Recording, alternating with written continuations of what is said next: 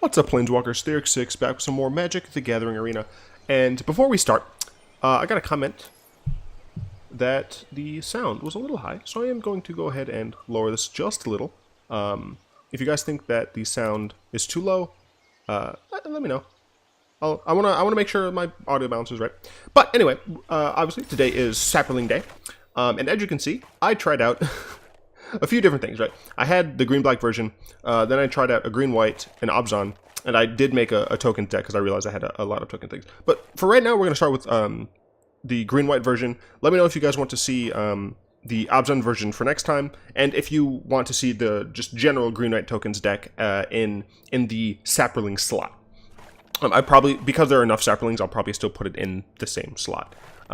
So, obviously, they're still the same mono-green base, but there are a few white cards that we added. So Appeal to Authority is a pretty good card. We're going to be going wide, and it's really cheap. It's a great way to get in there, giving Trample on the front end, and on the back end, we can just tap two other guys. Seal Away is good white removal. Pretty self-explanatory. Shanna, essentially Shanna's in here just because she grows, and she cannot be targeted easily by our opponent. So Radiant Destiny I have in here just as an additional Lord to make sure our Saplings are buffed. Now that said, there are a couple Fungus and other cards that won't benefit from Radiant Destiny, but hopefully that won't be too much of a problem. 3 castouts. These are cycling removal, so if we need it as removal, then we can use it. Otherwise, we can cycle it. I have Oketra the True in here, essentially because I wanted to try it out, because I really like the Amonkhet gods. And she is a resilient way to maintain a board presence. Probably these should be more Shalais, but I only have one Shalai. Shalai is fantastic because she allows our board to be difficult to deal with. She gives ourself hexproof, which also protects against Settle the Wreckage, very importantly. And she can buff our team, which is great. One Hautli, I would prefer to have 2 Hautlis, but I don't have any Mythic or Wild cards right now, so, you know. Hautli essentially is just like, she comes down on 4, +1. Depending on how well you've been doing, she can -8 next turn, and then you just keep gaining the gas. Adding white also means we can have Shefet Dunes, which is fantastic, because it allows us to buff our team. And of course, we do at least have one Sunpetal Grove. This should be 4, but I don't have 4. Alright, so let's get into it. Cool. Green, white. Hey, look, it's Shalai. Today's kind of pseudo-topic of discussion is probably going to be on blue-white control and, like, ban lists, because there seems to be a lot of annoyance with those on forums. We're up against Mech with 2 C's and no K.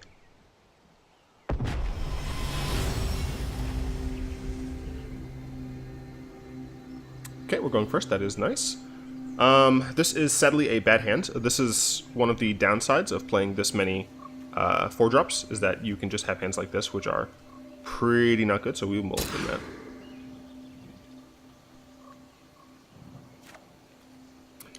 This is a fine hand, though.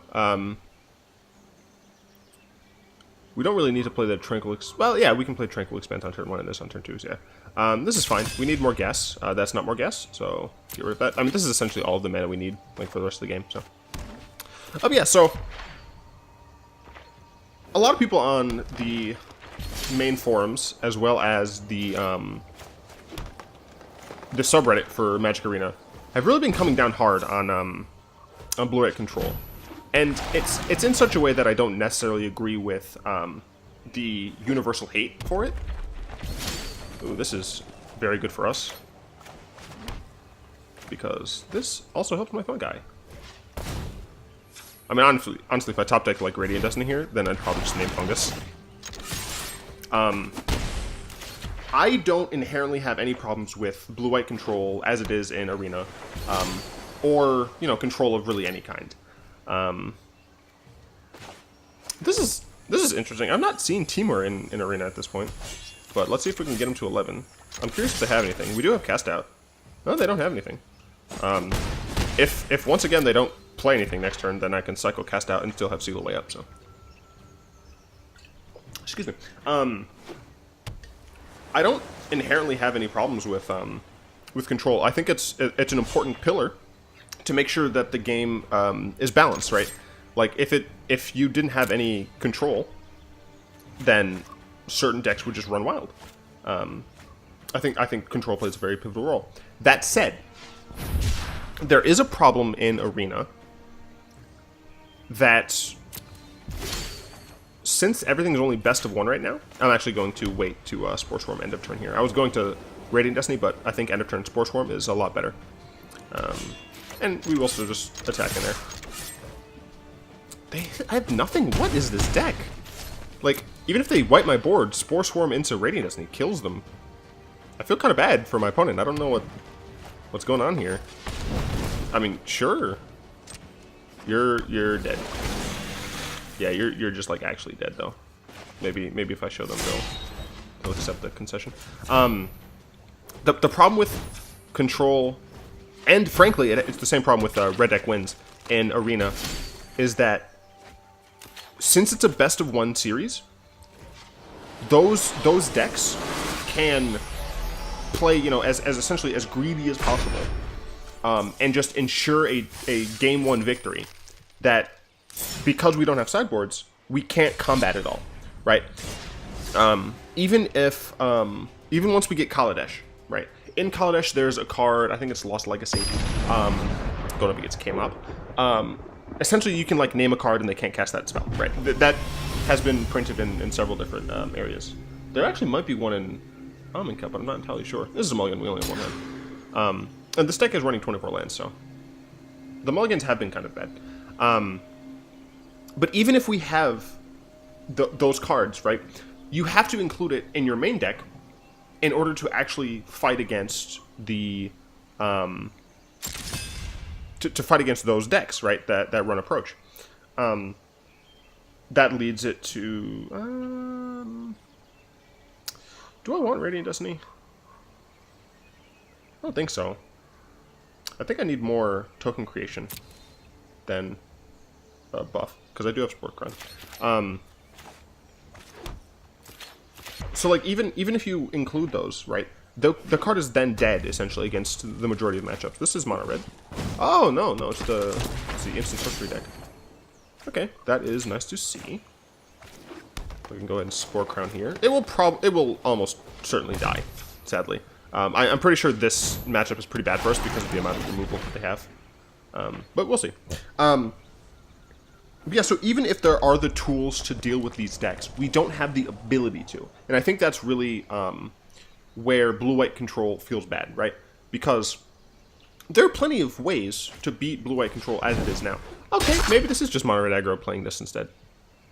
Interesting. I'm much more fun with that, I think. Just because of the sheer amount of creatures we can add to the field. Well, this has to be played tapped. I'll play a Song of Freyalise. Sadly, it doesn't actually... No. I actually want to Sporecrown first. Yeah, that was almost incredibly dumb of me.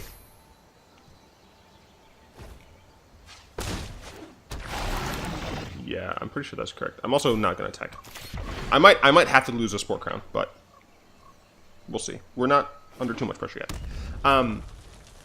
We have the tools to be blue-white control, but blue-white control and mono-red aggro, these very much linear decks, right? They try to do the exact same thing. Mono-red tries to kill you as soon as they can. Incredibly rude, sir. And blue-white control tries to just make you not able to do anything until they can cast something like blue-white, or yeah, until they cast an approach. These incredibly linear strategies. These types of things are easily sideboarded against, right? However, we don't have access to the sideboard, and that's the biggest problem. This is awful. Stop being upside down. Do I want to play the other one?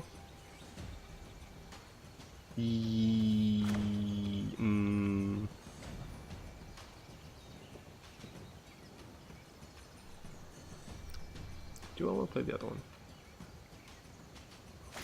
No. I swear I hit end turn. Alright, that was weird. But as it is now, we are unable to fight back. And a lot of people are calling for a ban of approach. And I kind of agree with them to an extent. I do think that... One, I hate you. I do think that there should be a separate... Why? Oh. Oh, man. 3, 4, 5, 6, 7... I think I have to not block this, which is very unfortunate. Okay, I mean, that's incredibly nice to see, but...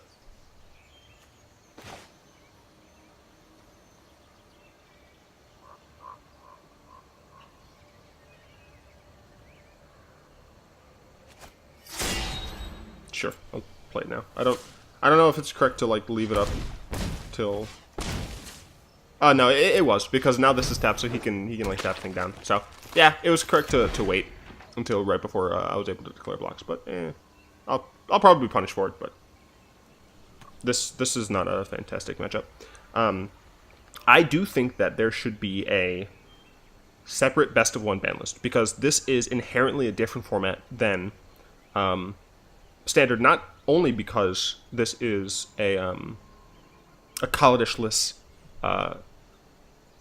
set of cards, sets, but being best of one modifies the deck building, like period. It modifies people's ability to answer certain things.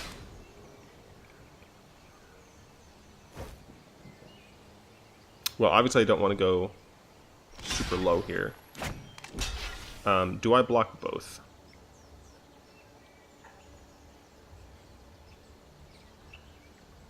Why is he leaving Uncrop back? It's very confusing. Get taken to 4. No, I think I need to take these trades as I can get them. I think it's foolish to try and do that, especially since I have Spore Swarm, another Spore Swarm. Yeah. I need an untapped land. That is not an untapped land.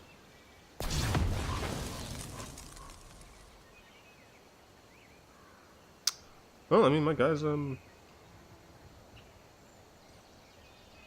have vigilance, indestructible. They're also indestructible, right? Yeah. Yeah, so I'll attack. I might as well. So I would like to see a best of one only ban list. I don't know how they would go about doing it, but I think it's something that would be important. I'm once again going to cast Song of Freyalise, and hold up Seal Away. It's upside down again.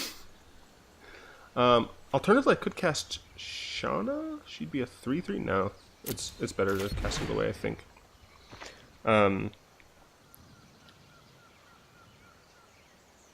Yeah, I'm not sure what the correct answer is. Also, how dare you? Well, it's gonna hurt a little, but this isn't too bad. Let's see what they decide to do. Yeah, see, I want them to attack with Uncrop. Just so I can Spore. The thing, though, is... Or so I can Seal Away. The thing is... Oh, he didn't play a land, so he might have a land into something. But I am going to seal that away. Can I tap with you? Yes, I would like to add mana. I can't block with that.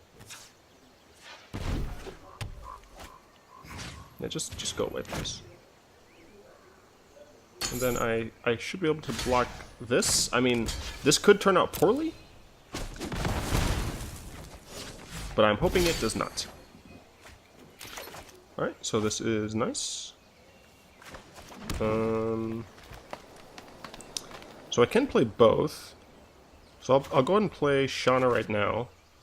And then during their turn, I can flash in Spore Swarm. So the problem is I still die out like off the top, but they are like low on lands, so I might be able to edge my way back into this game. So I mean, cards that could be put on a best of one ban list are like Approach the Second Sun, probably Shefet Dunes, no, not Shefet Dunes is what I'm talking about. Whatever the mono red desert is, it's on the standard ban list. Alright, so I will do this. Before blocks. Yes, I would like to do this. Thank you. Just because I am a little curious as to what they might have. Because Shanna should theoretically be large. And she'll be able to block this with ease. She might die, but I don't really care if Shanna dies. So it's possible that he's going to kill Sporecrown. It's possible that he's going to go kill Shanna before Shanna gets a chance to be large. Let's see what they want to do. They're tapping something. Yep, kill Shanna. That's fair.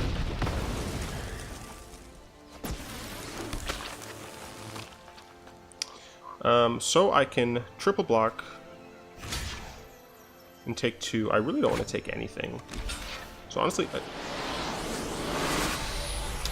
I'm gonna be honest, I didn't see that coming. I don't think I necessarily won, but obviously we don't know what was in our opponent's hand, so yeah, I mean, we have plenty of time playing another game, so it's cool. And really, the Red Desert, going up into Lord Shrimpy, the Red Desert and Approach are definitely the strongest contenders for needing a ban. But I've seen a lot of vitriol about the Mono deck. What is with these mulligans? I am running 24 lands.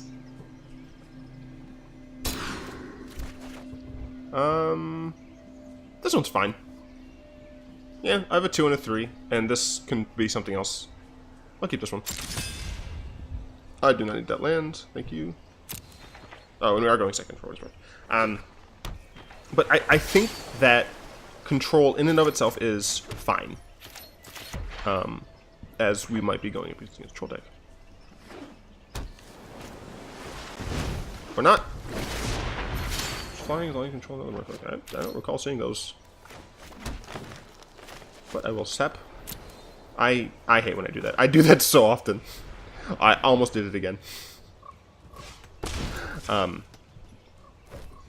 There are certain ways to play against control that definitely are much more difficult to learn and execute properly than for aggro or midrange. Oh, they low on the mana.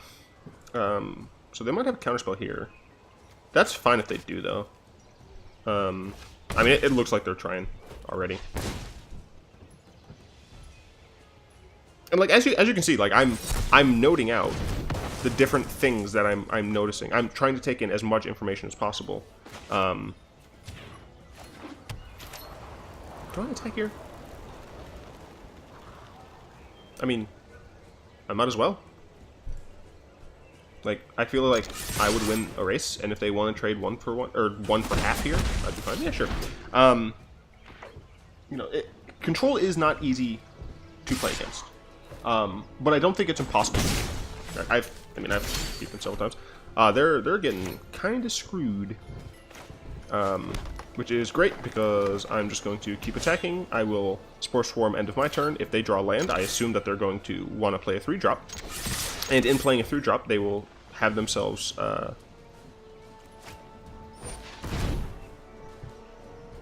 Sure. I guess they can eat one of my guys. I mean, that's fair.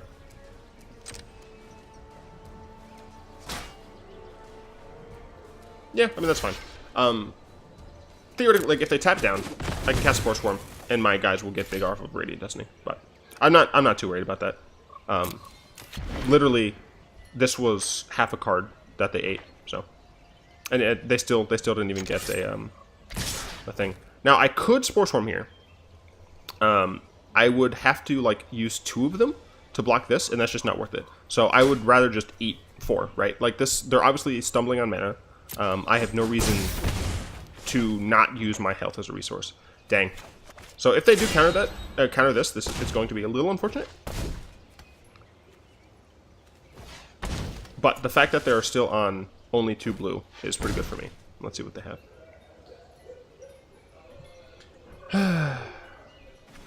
Alright, they didn't have a counter. Or they decided not to counter that. Go ahead and play our planes and use Radiant Destiny here. That should be City's Blessing. 5, yeah. With Radiant Destiny, it would be City's Blessing. Saproling. Yep. And now our guys have Vigilance, which is fantastic. So I can just attack with impunity. Even if they have another one of these. Yeah, I mean, now I'm like actually trading one for like a third of a card. So like, and if they want to block this, be my guess. And they don't. So they take 6. They take more than that because even though this tapped it, I still had, it was still attacking. Like, tapping it doesn't remove from combat. So they're down to 9. And it looks like they're still on 2 blue. So I'm not entirely sure what they're going to do. Sure, I don't know why you ever attack there. That seems incredibly wrong. I'm still going to attack. Also, if they could have flashed that in before combat, yeah. Our opponent is making several mistakes. If they have another one of these and they didn't flash it in before combat, like, that's incredibly rude. But I mean, they didn't even get to draw off of it, right? So they ate 2 of my guys. That is unfortunate. I have 6 mana. I will go ahead and just play Ready Destiny again.